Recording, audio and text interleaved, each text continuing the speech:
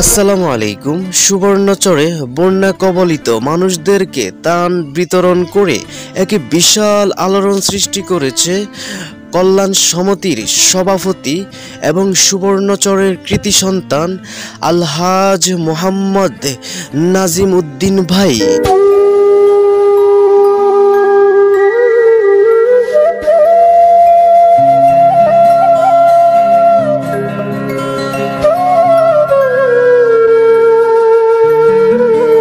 সেই ঢাকা থেকে অনেক কষ্ট করে কল্যাণ সমিতির উদ্যোগে 750 ব্যাগ ত্রাণ নিয়ে আসে সুবর্ণচর বাসীর জন্য।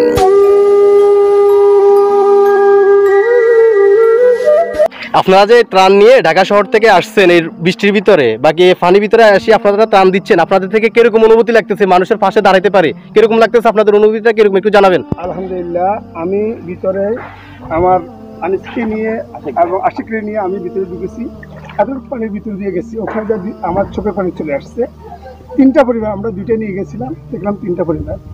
আর 3টা আমি বললাম যে আমরা আসলে আপনাদের সবাইকে দিতে পারবো না, আমরা আমাদের 2টা ব্যাগ আমরা বাণিজ্য নিয়ে। ওরা খুব খুশিতে ওরা নিজেরাই ভাগ করে নিচ্ছে। আমাকে তো এটা এত ভালো লাগছে, ওরা এক ব্যাগ দিয়ে বললো আমরা ভাগ করে নিচ্ছি। আলহামদুলিল্লাহ, এই অল্প অঞ্চলের লোকগুলো যেমন ভালো, আর পানির মধ্যে ওরা কষ্ট করতেছে।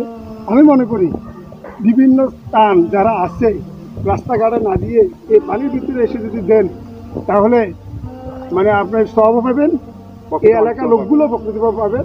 আমার সাথে আমার সাবেক সভাপতি সুবর্ণচর কল্যাণ সমিতির সভাপতি হালিম ভাই আছেন, সাথে আছেন প্রফেসর মোতাল্লেব।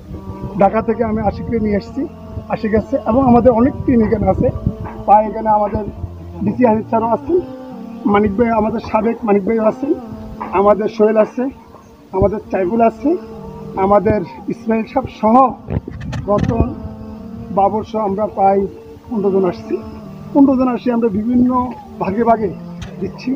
আমি মনে করি আমার যে টিমটা ঢাকা থেকে আসছে সুবর্ণচর কল্যাণ সমিতির পক্ষ থেকে সবাই অনেক কষ্ট করতেছে। তাদেরকে আপনারা তাদের জন্য দোয়া করবেন। আমার পক্ষ থেকে তাদেরকে আমি ধন্যবাদ জানাই। ধন্যবাদ, সবাই ভালো।